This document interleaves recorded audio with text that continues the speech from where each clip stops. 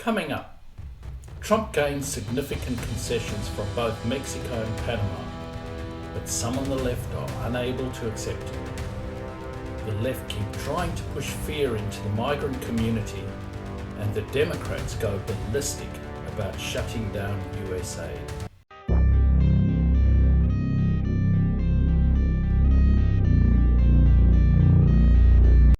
The tariff war with Mexico is over.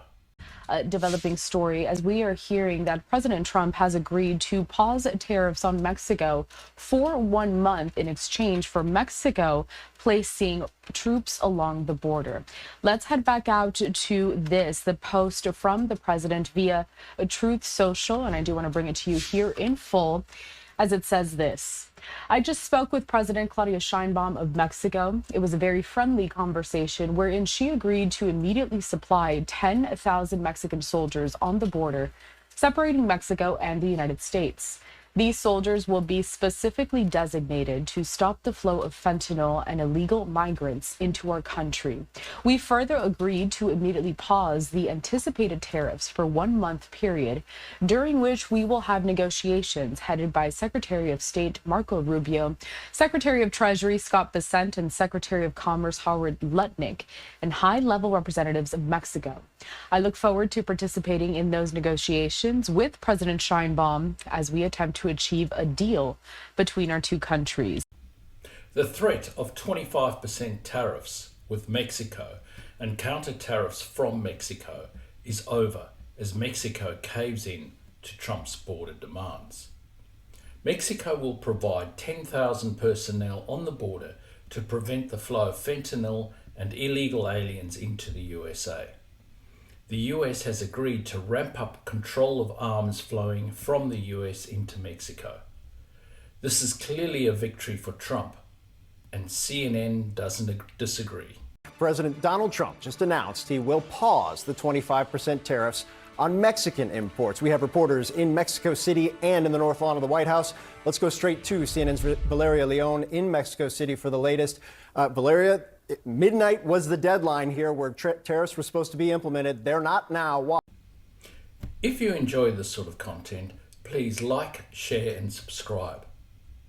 Now, you would think that the previous 2 reports were mere statements of fact, but oh no, the left is pushing this as a cave-in by Trump.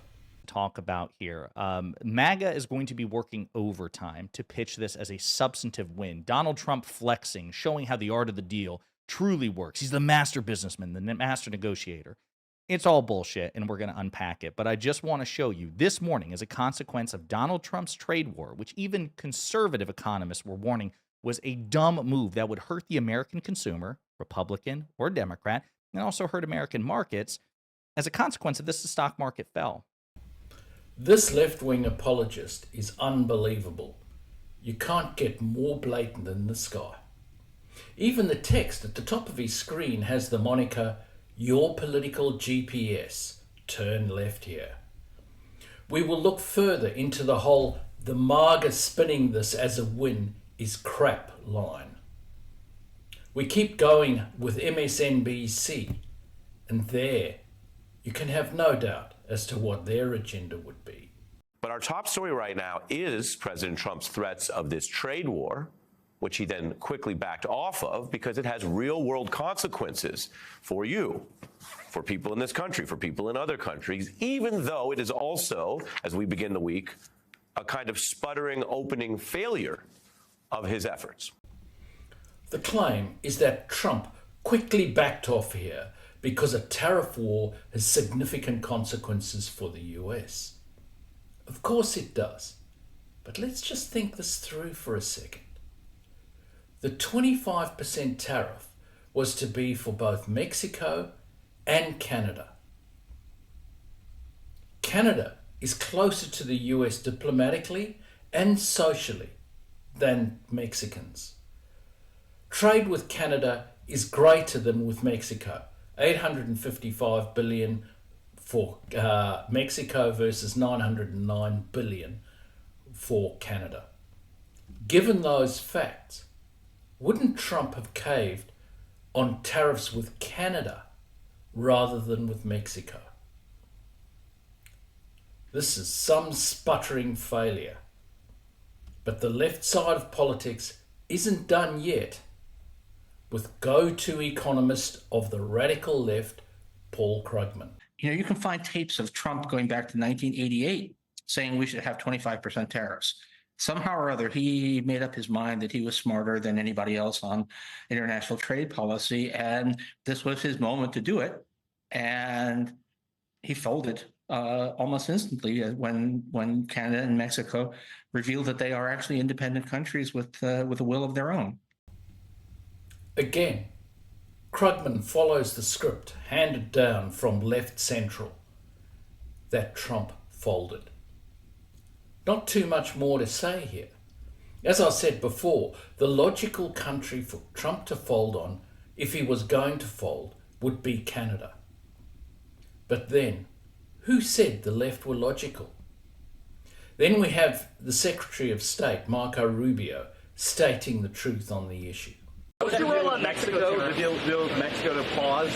You talk about well, they're going to send 10,000. Yeah, they're going to send 10,000 border agents. The president's expressed his frustration with the flow of fentanyl and illegal migration. Rubio states the obvious, that it was Mexico that folded and provided resources on their side to combat both fentanyl and illegal aliens. The story the left are pushing completely ignores the issue of illegal aliens. Then we have the situation in Panama. Una cosa importante, que es una decisión que adopté y se la comuniqué.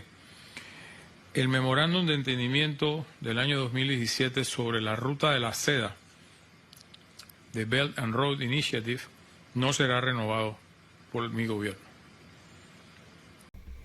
President Molino of Panama had discussions with Marco Rubio about the issue regarding the Panama Canal.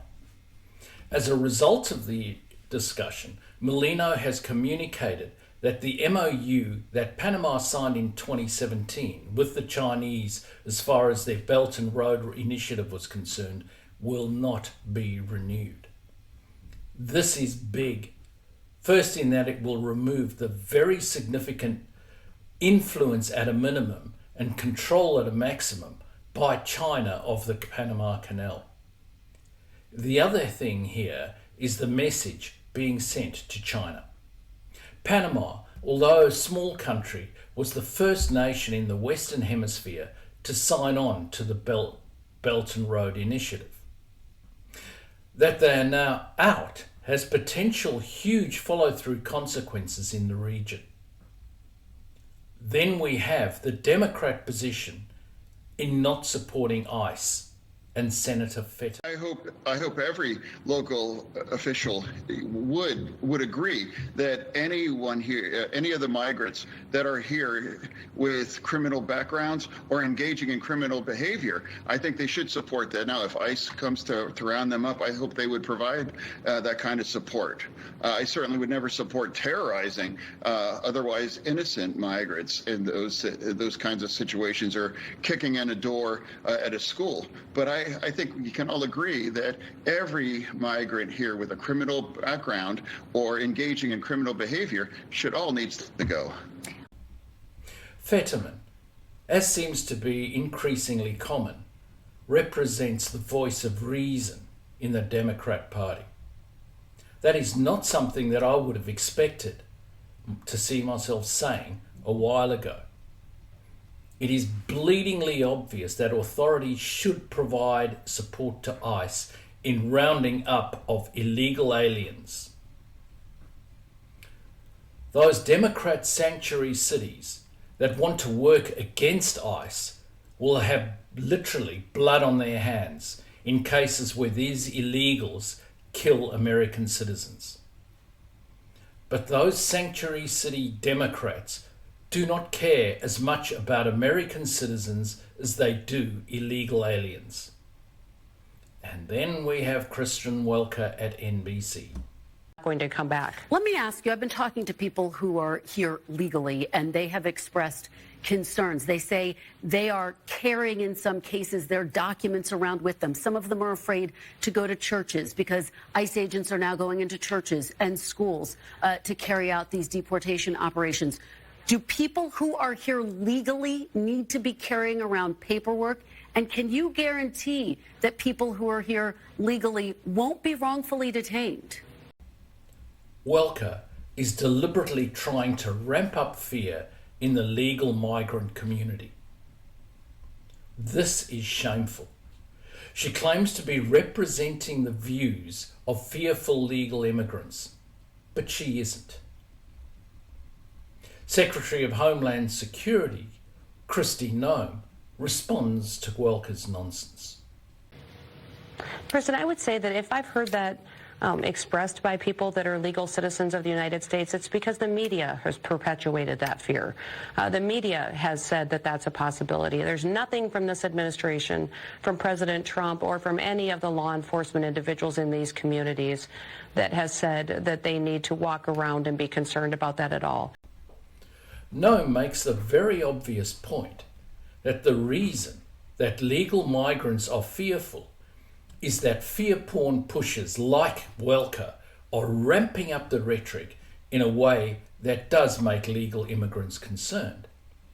If Welker and her like were simply honest about the situation, then legal migrants would not be fearful. And then we have the Democrats on USAID.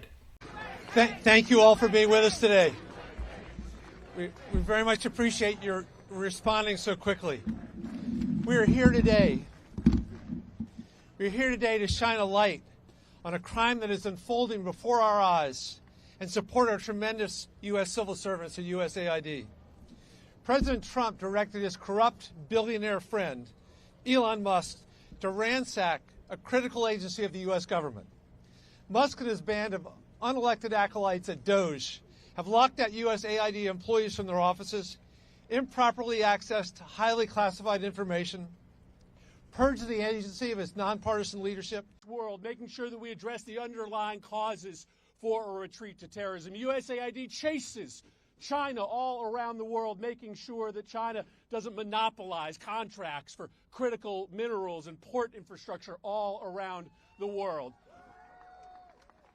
It supports freedom fighters everywhere in this world. Up until yesterday, delivering firewood, for instance, to the brave Ukrainian defenders on the Eastern Front. When the world interacts with Americans through programs that provide essential need, they get to see the heart and compassion of the American people. When someone is struggling because their bridge broke down, when USAID comes in and helps fix that bridge, that creates goodwill. According to these Democrats, USAID is purer than driven snow. They're non-partisan. Well, have a look at how non-partisan you think they are after the next clip.